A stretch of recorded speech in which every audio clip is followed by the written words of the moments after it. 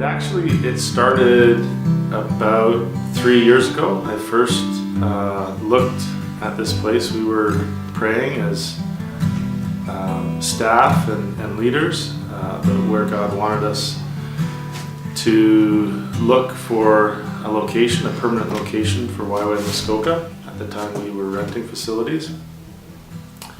And we looked at least close to 20 places in Muskoka, and one of the places we looked at during that time was 99 Spencer Street. It was more than we could afford, and but was in quite disrepair. And so at that time, 3 years ago, we let it go and didn't think about it all that much.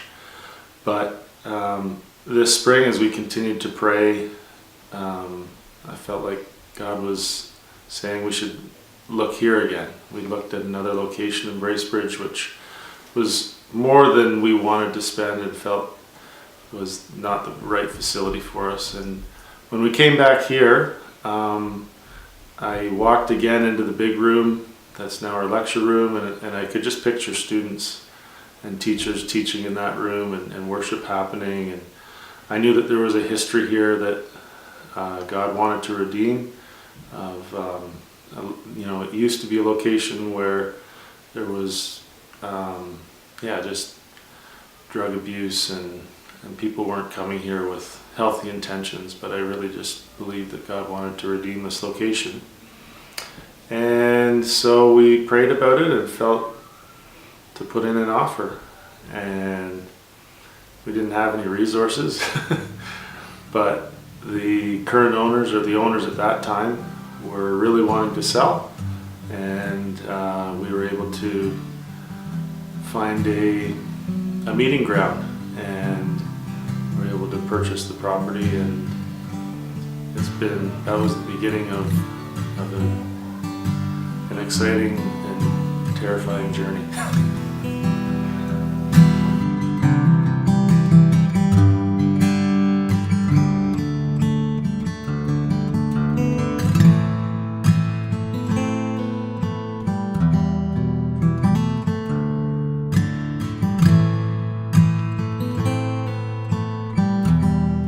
So it was kind of a 2-year process. Both Mark and I talked about it a little bit, and I always had this place in the back of our mind.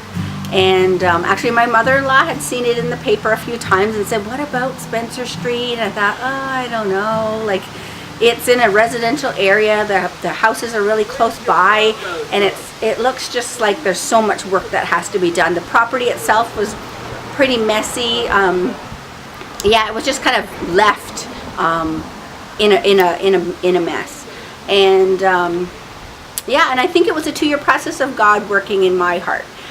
The nature and character of God, softening my heart, giving me the patience that I would need for this place, and to see it all come together.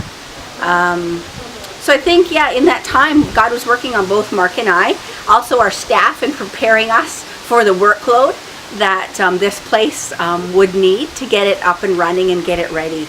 And just bringing unity and bringing more of us together. And it was the right time in July.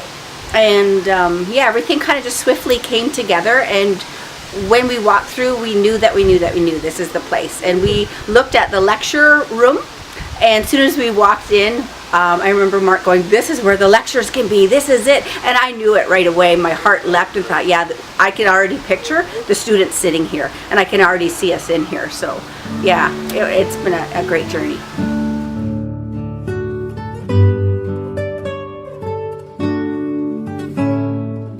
We needed a down payment of $25,000, which we didn't have, and YWAM didn't have.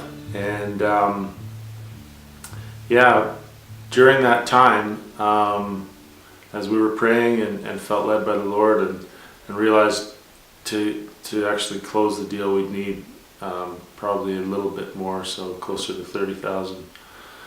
We really just prayed, and so staff and members of the community just kept coming to particularly to Jerry and I, and saying, we really feel like we want to sow into this ministry, and to do that, one way is to sow into the purchasing of this building.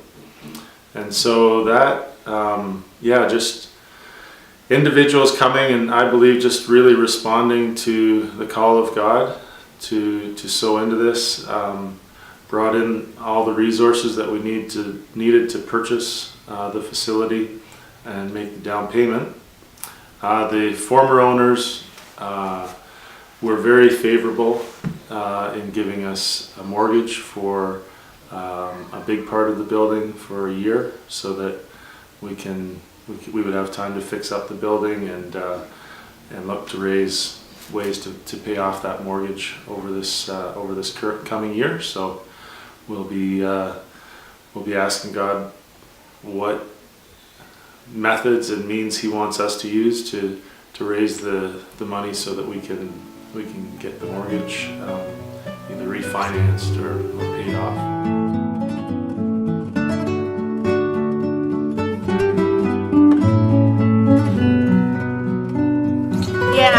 Spencer Street is a real miracle. We knew, for both Mark and I at the time, we were just finishing up and are still kind of working on our own house. And so we had kind of poured out a lot of our own personal finances into that. But we knew when God called us here to 99 Spencer Street that it was going to be a big undertaking. But because of our past, in knowing that God is faithful and knowing that when He calls you that He will fulfill His promises, even when it seems hard, we knew that's where He was taking us into to get here. And so we prayed and we fasted and we talked to the body of Christ, and the money just started to kind of come in. And we didn't have anything personally, Mark and I, coming into this. A lot of our other staff were like just trying to work to, kind of make their lecture fees and staff fees and things. And so we knew it was going to be a real miracle for us to even have the down payment for this.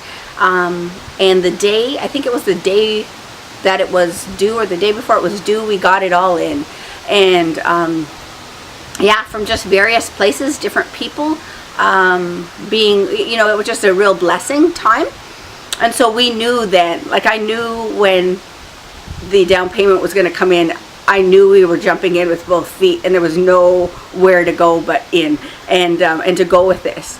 And because God already made the way, He provided the opportunity for it to come. And then as we got into this place and we had the down payment, we were given the keys. I remember before I stepped inside the very first time, I took this deep breath, because I knew once I stepped in here, this was it. There was no turning back, and it was going to be a real walk of faith and a real walk of trust. And that's what it's really been for both Mark and I know the rest of our staff. It's been, Lord, you have to provide. And it's been a real intimate time of trusting Him, and not just talking about it, but really making it real. And I always say that to our staff. I only want you to go kind of as a, where Mark and I would already have ventured. We won't call you to things that we wouldn't ourselves do. And so we knew that this was a real walk of faith and patience and perseverance. And so walking into this place and seeing all the provisions coming, it was then a little bit easier for our staff to say, they're already in, we're in too, and and we're going to all go into this together. And so it's just been amazing to see God's hands and feet at work here in just all the donations. I sit in the class and I look around and I think, this is a real miracle, because the chairs we're sitting on, the couches, every little detail has pretty much been donated, and that's only through God. Yeah.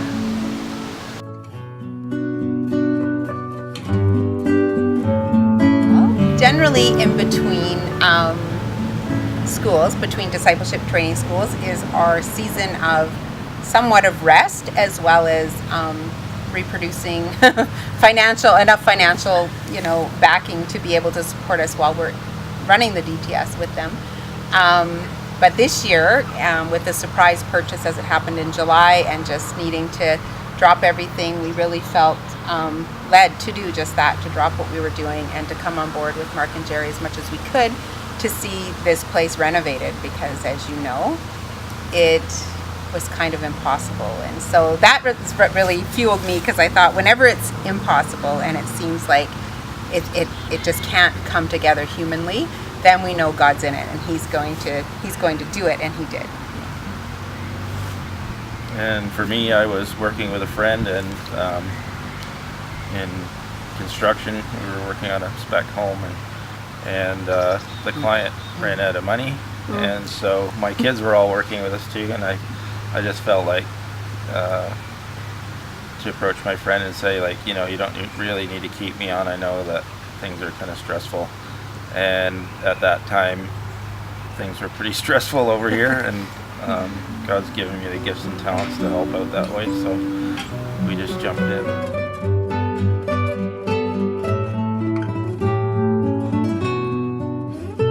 Restoring is probably the biggest miracle. Like, not just the house, but the property, even the feel from the neighbors of, like, this is something different coming in. And I think spiritually speaking too, they feel something different here. And restoring would be like in terms of the students and everything else here.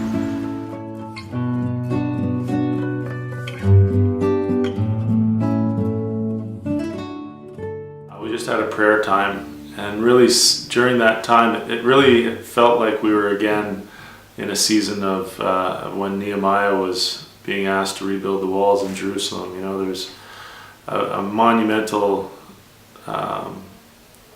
physical construction process that needed to happen in Jerusalem then, and we were facing a similar situation here, and just really through the process also had some of the challenges that I think Nehemiah faced in different ways, but nonetheless discouraging. When we thought we had asbestos possibly in the building, and so had to kind of put on hold the real process of completing the building until we could find out that was not the case, that there was no asbestos in the building. And I just remember the weight kind of coming off as that day we heard the good news that we could continue on. We didn't have to worry about that health concern. And then other situations when water was turned on and there were leaks in the building, we didn't know where it was, and were able to find out that it was outside the building, and we're able to get those repairs done, and the district just coming and being so helpful to pay for the repair, do the repair themselves, even though typically when the repair is where this one needed to be done, typically that repair would needed to have been paid for by us. But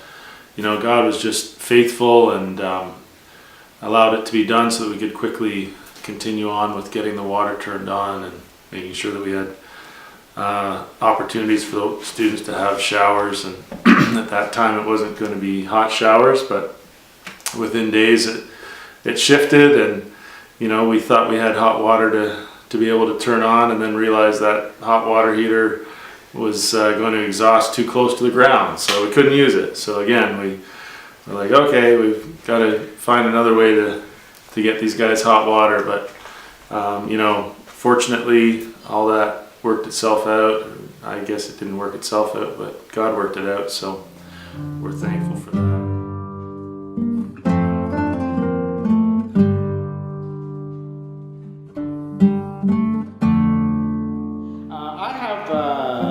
I live in Oshawa. I have a small company called Wireway Electric that I started out there, and I traveled basically from Oshawa to Bracebridge and did some electrical work for the YWAM house here. The decided to take this capital as a mission, where we donated our time, as well as all the permits that were required. And we also approached some of the electrical wholesalers in our area to see if they would be willing to donate as well towards this mission field. And to our surprise, it was very well received, and we got quite a few electrical donations for them, where we were able to accommodate a lot of the electrical work for next to nothing.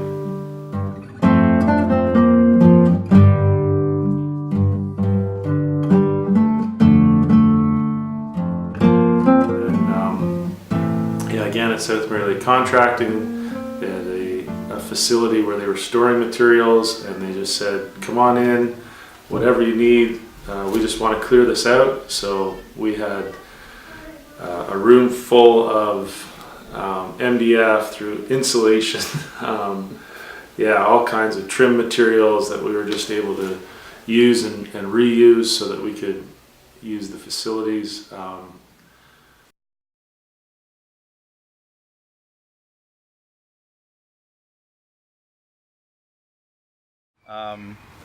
While I was working with this friend of mine, and I met this couple last year at the conference center we were working at, and they were actually in a position where they were tearing their cottage down, which had been renovated prior to them purchasing it.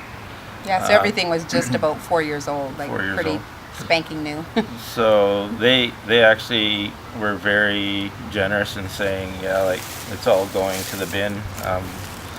So please come, even before we're gone on the long weekend, come and start tearing our place apart and help yourself to whatever you want. And even the kitchen, I guess, was sold originally to some lady that had purchased it, but she never showed up, so they said you can have that too as well, and the stove and everything else. So that was a real blessing.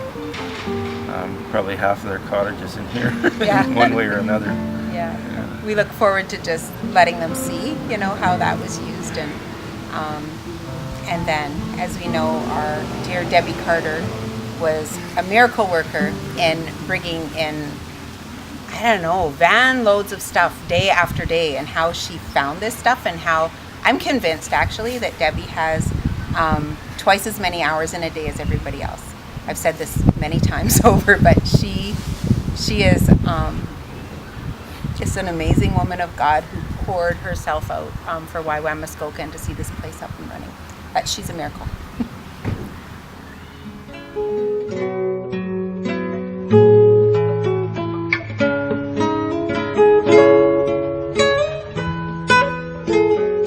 I made it my mission to go to Kijiji and to the Restore and to Salmart and places such as this, as well as different locations that were willing to donate items.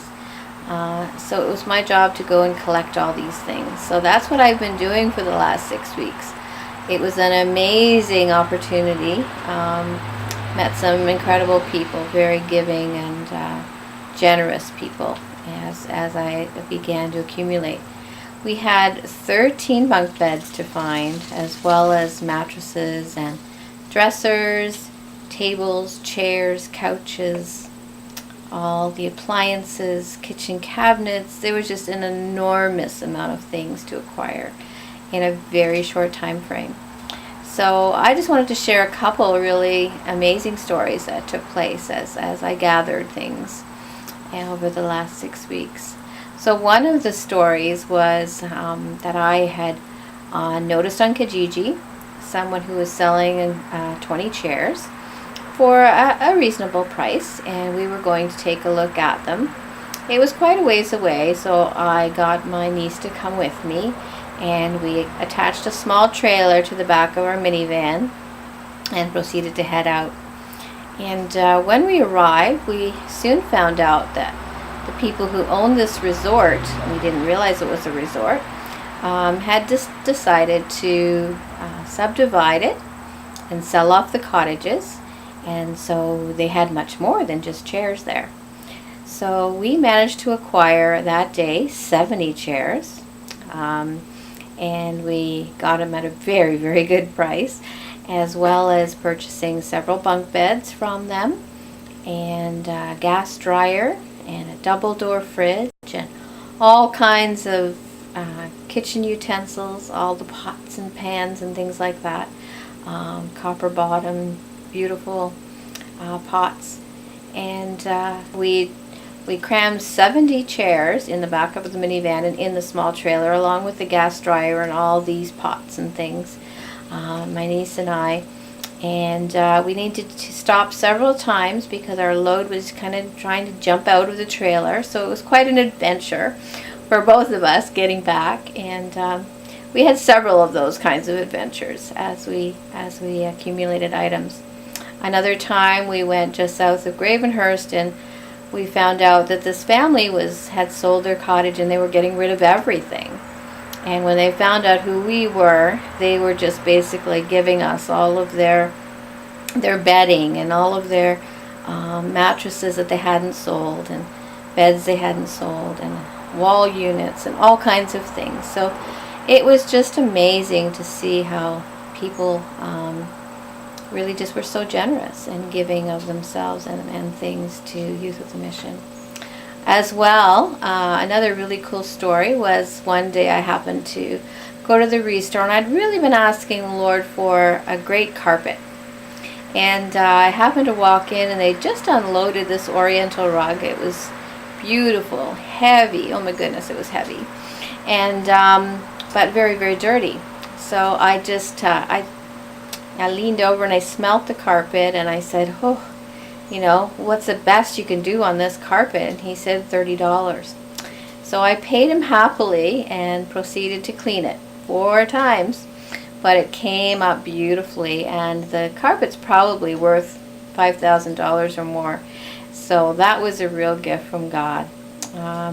We also got a beautiful leather couch donated. We just happened to be helping someone move, and they couldn't fit their couch in their place, and so we were given the couch. And there were just those kinds of stories where God just came through with exactly the items that we needed.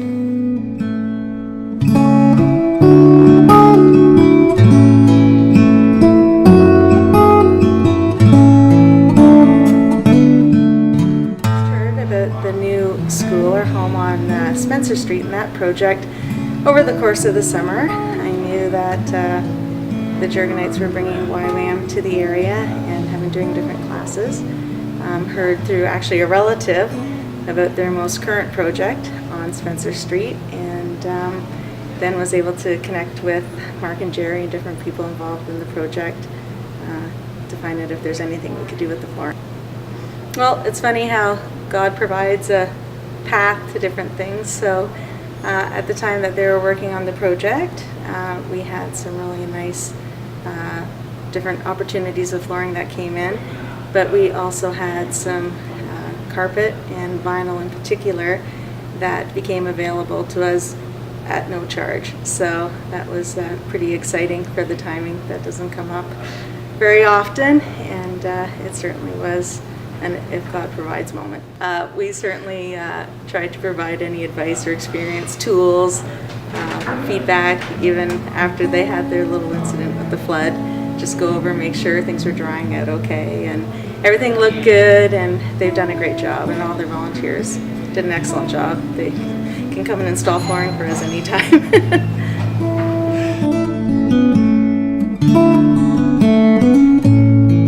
Modern Home Carpet One has been a family business, and it's been in Muskoka for 67 years.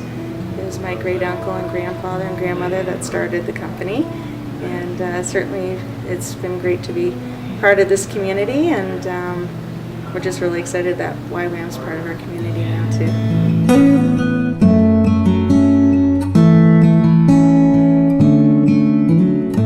Well, we've been supporting Mark and Jer and others helping out.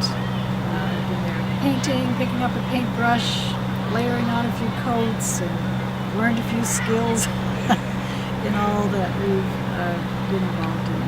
And it's been a joy. It's been great to pull together as a community and give whatever support we can. Also, Iris has prayed this whole process through from the beginning, from years ago, looking for properties and being, I'd say, very much encouragement from Mark and Jerry. So that's been great to see. And we've contributed, of course, a little bit of furniture since we have a furniture store where needed. And even washrooms. Since they had no plumbing for quite a few months, they'd run across to the Plasner store. So, anyways, we let trucks quite a bit for ferrying furniture back and forth. And it was good to be part of the process. And Todd generously donated some of his beautiful photographs to be hung in the YWAM base as well. Yep, Iris still wants to do some work on the driveway and the gardens out front. So I think it'll be a continuation. We hope so. I felt walking through the door when we first purchased the new YWAM building. I was a little scared. It was a lot of construction work, and I knew it would take a lot of time and a lot of effort in all the weeks that we had to do it. And I knew it would have come together in the end. I just kept seeing the vision behind it, that it was going to come together, but it was taking what you've seen at the end and seeing at the beginning what it looked like to go, okay, how do we get from the beginning to the end in that short period of time with the amount of people that we had. So it was great to see how different people from the community, different people from Bracebridge or surrounding areas, or even Toronto coming in to help with that in the weeks that we had. And it was a big push all the way through.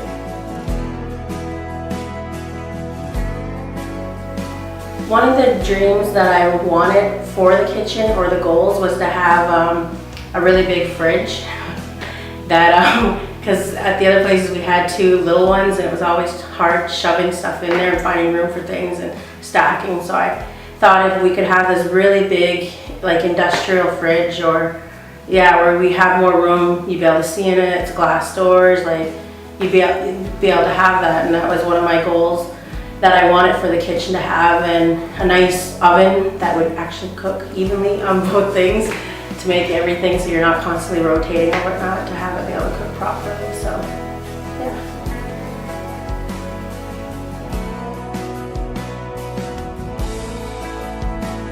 Amazing at what we have there. Two big oversized pantries, a lot more storage space to store stuff. Not only do we have all the cupboards on top and bottom, but then we have these two pantries where I can stick other things out of the way. They close. It looks nice, makes the kitchen look way bigger than what it is with everything all over the place.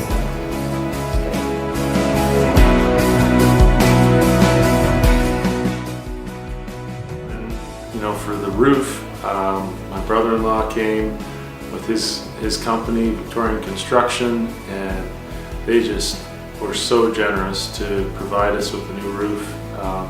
I know the neighbors watched as the old roof was going off, the new one came on. You know, even they were just encouraged, because they could see that, you know, not only were we wanting to see the house improved, and was Murray and his crew improving the house itself as far as keeping water out, but they were beautifying the whole neighborhood. And so it wasn't, you know, just that we were seeing a transformation of a building, but really it's been feeling like there's been just a transformation of the spiritual atmosphere as we began to see the transformation in the physical. I just believe that within that we were seeing God work in spiritual ways to see transformation of the spiritual aspects, and see just a place where we know and are able to give glory to God, because, you know, there was the efforts of people, but it was us being God's hands and feet, whether we realized it or not.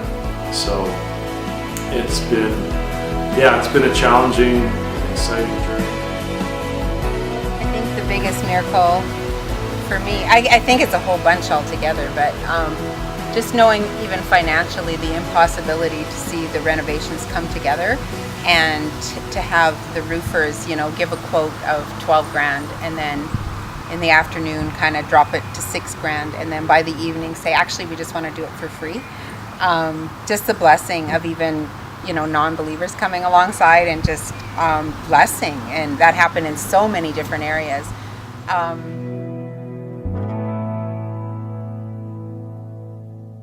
think the participation of churches, church bodies and church members that, you know, came in and helped in so many ways.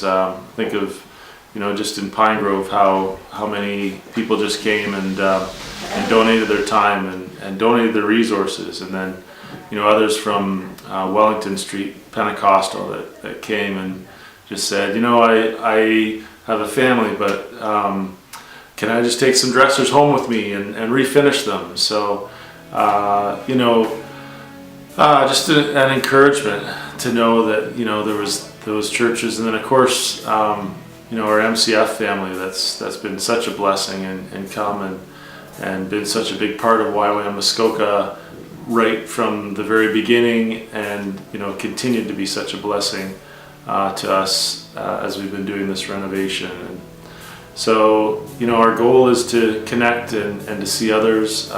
We had others from the Anglican Church that just came and were a part of painting and encouraging us, and, you know, are now just a part of our family again. So it's nice to see that, you know, we can see that we're a part of the family of God, that we don't have to be a part of one church or another church to be included in what God is doing here at YWAM Muskoka. But we just want to be, recognizing that, you know, as children of God, it doesn't matter what church denomination we come from, but what matters is just that Jesus loves us and has given us gifts and talents and abilities, and hopefully this is just a way that we can give and use those gifts and talents to give glory to God and you know, bless the work that God is doing as we follow Him and continue on with that.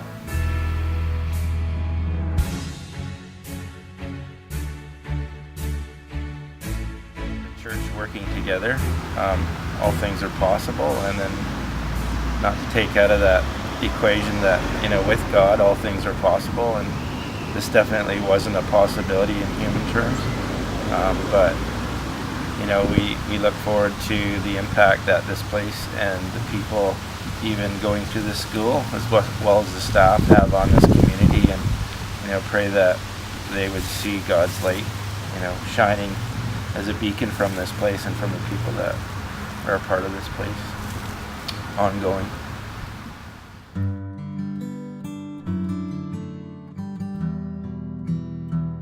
Then the day of the flood, the day we know the students are arriving, and we personally as a family decided to have a down day with family. We're not going to come, we'll come on Sunday, and then we get this call after, I think we got home we got to bed around 2 in the morning, and so we thought finally we're going to get to sleep in, and then this, we're having a flood, everybody, all hands on deck, and it's like, oh, the parents are arriving with the students today. And knowing how we left everything ready, or as ready as we could get it, and then that they're arriving. So that was a big miracle for me. In my heart, I was just excited about the flood, even though it should have seemed like a disaster. I just felt really overwhelmed with anticipation. And then I think that was contagious as the parents came and I got to have conversations with the parents. I was able to just kind of flow, and God was just really, it was really exciting to see the parents just not be like in a panic, like where are we leaving our kids, but actually excited and thinking, okay, well, this is going to be a really good season. So it just shifted in the spiritual to become something really positive instead of negative.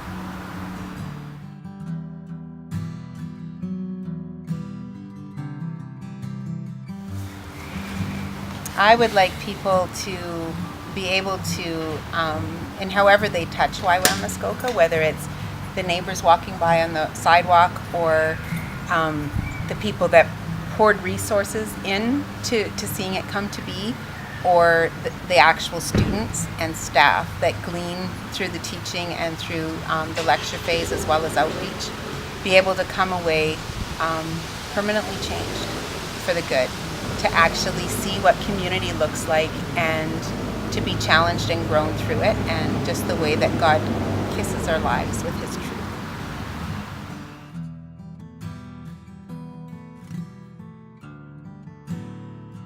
So I just want to thank everybody for their generosity in giving to Youth of the Mission, giving to the students and those that would be attending, and just being so generous with their gifts and their love.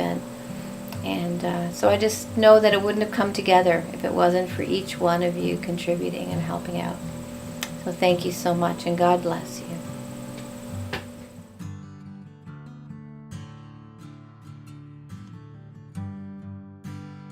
The greatest challenge has been the finances. That's an area for myself that has always kind of been, Lord, I can give you this and I can give you that, but can I give you my finances? Can I really believe that you'll come through? And I've seen him provide in the past, but he wasn't just having to provide for me. He was providing for this ministry. And I think as a director, as a leader, I realize that it's not just for myself and for my family, it's for our staff and it's for the students. And so I think that was finances and just getting everything in to be able to pay for the original down payment was a big challenge. And I think I had a couple of challenges. The second one was having enough people, having enough resources to get this place finished. And just being honest, there were days where I cried, days where Mark and I would sit there in this big building and feel like it's too big for us. And it is. It is too big for us. And that's where he wanted us to be, was in a place of surrender, a place where we had to say we need help. We can't do this on our own, and that's where we need community, and we need the body of Christ to come around us, because this isn't our thing. And that's kind of what we had to die to, was that this isn't my house, this isn't my ministry, this is God's ministry. Then he's going to provide the people, he's going to provide the resources, and he's going to provide the hands and feet that need to come. And miraculously, one day after us having like a week of kind of just being ourselves, or a couple more of our staff, when we needed maybe like 20 or 25 people here, the door flung open and the people kept coming in. And I remember taking Mark aside and just crying and saying, like, he did it, look around, the work's getting done, and this is amazing, and it's nothing that we did. It could never be anything that we could do and conjure up and make happen. It's all him. And from that day on, we didn't look back. We knew that what seemed impossible in those dark, lonely moments could and will be made possible by the hands and feet that he provided through many, many churches, many ministries, people who knew the Lord and people who didn't, and which was amazing to me that everybody could just join in and come together. And I think the greatest victory was the day that the students arrived, was seeing that this place was ready for them. And even though we had a flood, and that was a disappointing day and a shocking day, that seeing that the flood happened and that we all had to come together as staff and as community and get the place ready in a few hours before the students arrived, and seeing that happen, and seeing our first student arrive, and seeing her face when she walked in, knowing that even though we had buckets all over and mops and rags all over the floor, and I think I had cried so much that morning, I was a bit of a mess, that it was still okay, that this place was going to be home for her for the next 3 months was the greatest victory, was that even though we felt kicked in the gut that morning by the enemy of just not wanting to see this place and this DTS happen, that we were overcomers, and that it didn't matter what came at us, that we were still going to walk this path, that we were still going to have this school go on, and that the students would still arrive and it would be all okay. It would be great. So that's probably been the greatest victory, is just to see everything happen and come together.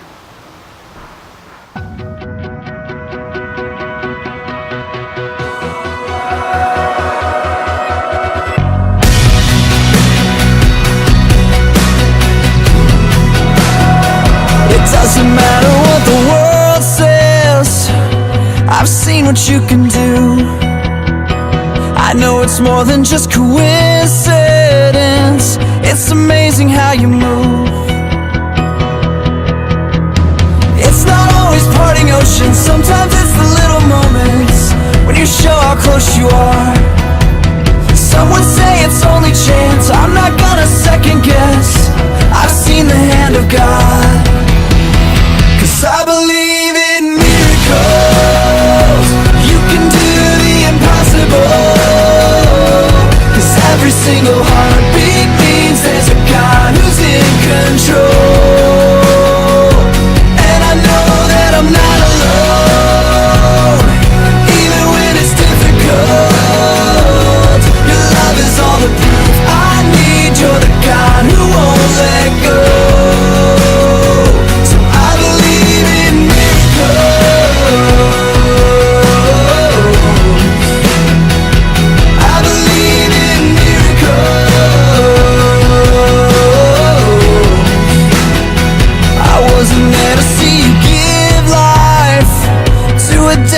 A grave, but I have been the one revived within your perfect grace. And it's not always signs and wonders, I know when your children suffer, you're the light that leads us on. Some would say it's only chance, I'm not gonna second guess. I've seen the hand of God. 'Cause I believe in miracles. You can do the impossible. 'Cause every single heartbeat means there's a God who's in control. And I know that I'm not alone, even when it's difficult. Your love is all the proof I need. You're the God who won't let go. So I believe in miracles.